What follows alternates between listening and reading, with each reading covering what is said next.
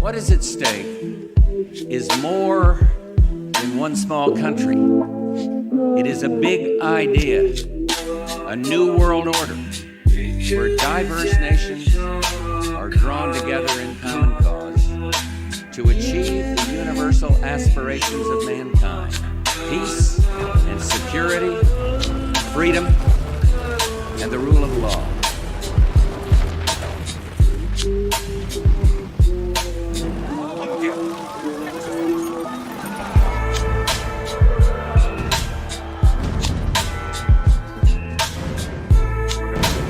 Remember the cost of freedom.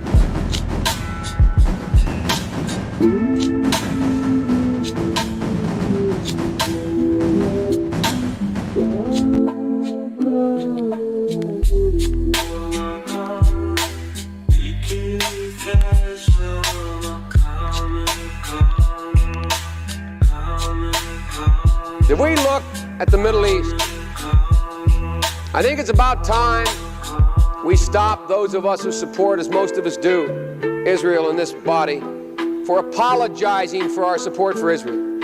There's no apology to be made. None. It is the best $3 billion investment we make. Were there not an Israel, the United States of America would have to invent an Israel to protect her interest in the region. The United States would have to go out and invent an Israel in the region. The United States would have to go out and invent an Israel region. The United States would have to go out and invent an Israel.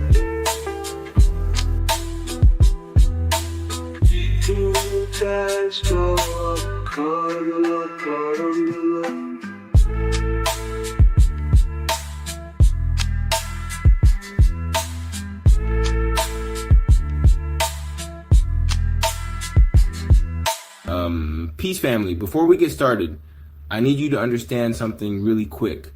What I'm about to show you isn't some theory I cooked up in my basement. This is their science, their botanical records, their peer-reviewed research, their own data turning on them. And here's the beautiful part. Plants don't lie. They can't be edited like Wikipedia, can't be fact-checked by some algorithm, and can't be memory holed by big tech. They just are. So when I show you what I'm about to show you, ask yourself one question. If Columbus wasn't looking for a new world, if he was actually looking for the East and he found it right here, what does that do to everything they taught you in school? Stay with me, because this is about to get real interesting. They teach us Columbus was trying to reach Asia, right? Poor guy just wanted some spices, took a wrong turn, and accidentally discovered America. Oops, my bad, found a whole continent by mistake. But wait, let me ask you something. How does a confused navigator cross an entire ocean? Navigate by stars, survive storms, make landfall exactly where he needs to, and change the course of human history, but somehow doesn't know where he is? That's the story. That's what they're selling. Here's what actually happened. Columbus died believing he'd reached the East Indies, and they tell us he was just confused, didn't understand geography. Right. A master navigator who executed one of the most successful voyages in history was confused about continents. Totally makes sense. Or hear me out. Columbus knew where he was. When he landed here in America, he found exactly what he was looking for. The East, the land of gold, the land of spices, the land the Bible describes. He wasn't discovering anything new. He was recovering what was always there, but they can't admit that, because if Columbus found the biblical East in America, the whole narrative collapses. So what did they do? Call him confused. Say he made a mistake. Rename the land New World. Move the entire Eastern story to the other side of the planet. Nothing suspicious about that.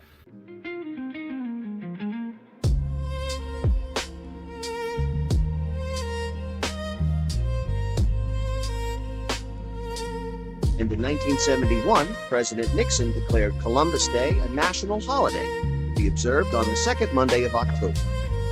And why?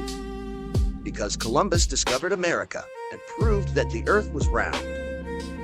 Except didn't need to. Greek mathematician Pythagoras suspected we were living on a sphere as early as the 6th century BC. And Aristotle backed him up 2 centuries later when he noticed the Earth's shadow could be seen during a lunar eclipse, sliding past the moon in miniature, and it was round. So why did Columbus bother getting off the couch at all? Money. In the 15th century, spices were a hot commodity. Traders shipping them between Asia and Europe could get rich quick.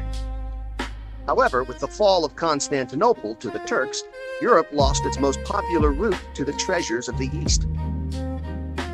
Columbus realized his opportunity, become the first person to plot a western route to Asia and enjoy unprecedented glory and riches. Inconsistent maps made calculating routes difficult. Columbus finally charted a southwestern course he believed was short enough to keep him and his men from dying of starvation and thirst. Spain's Queen Isabella, eager to expand her empire, agreed to roll the dice on Columbus's route.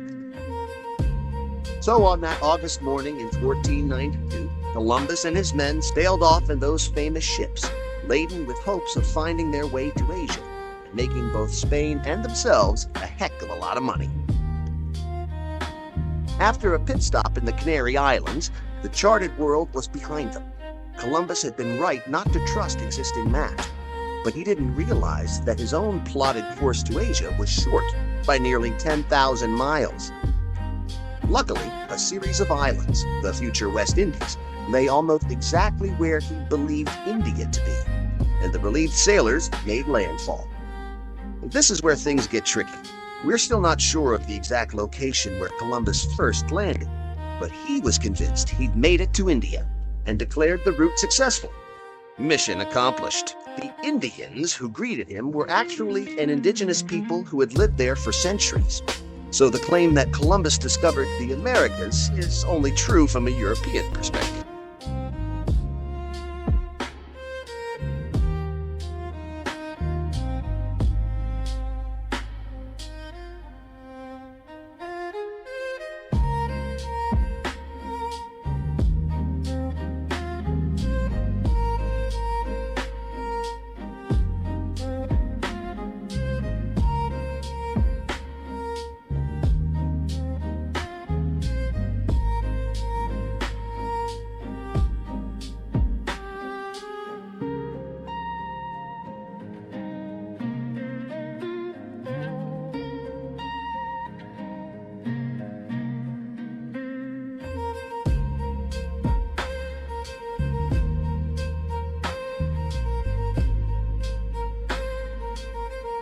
Completely normal historical documentation. Now I know what you're thinking, that's insane. Asia is Asia. America is America. Geography is geography. Cool, then explain this. Why do we call indigenous peoples Indians? Not Native Americans, not First Peoples. Indians. You think Columbus was just that stupid?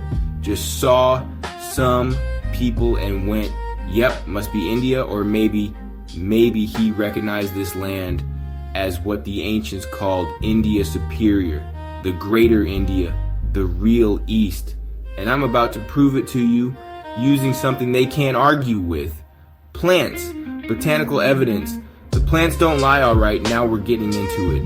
1800s, there's this botanist, Asa Gray, Harvard professor, serious scientist, peer-reviewed journals, the whole nine. This man spent decades studying plant distribution across the entire world, and he discovered something that absolutely shook the scientific community. Ready? There are over 65 plant genera, that's whole families of plants that exist in only 2 places on Earth, Eastern North America and Eastern Asia, not Europe, not Western America, not Africa, not anywhere in between. Just those 2 spots, plants like magnolia, sassafras, ginseng, tulip trees, pawpaw, only Eastern North America and Eastern Asia, nowhere else.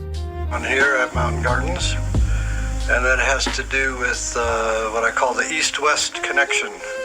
So we grow a lot of Chinese herbs and Chinese plants in general. There are a couple reasons for that. One of them we can see right here.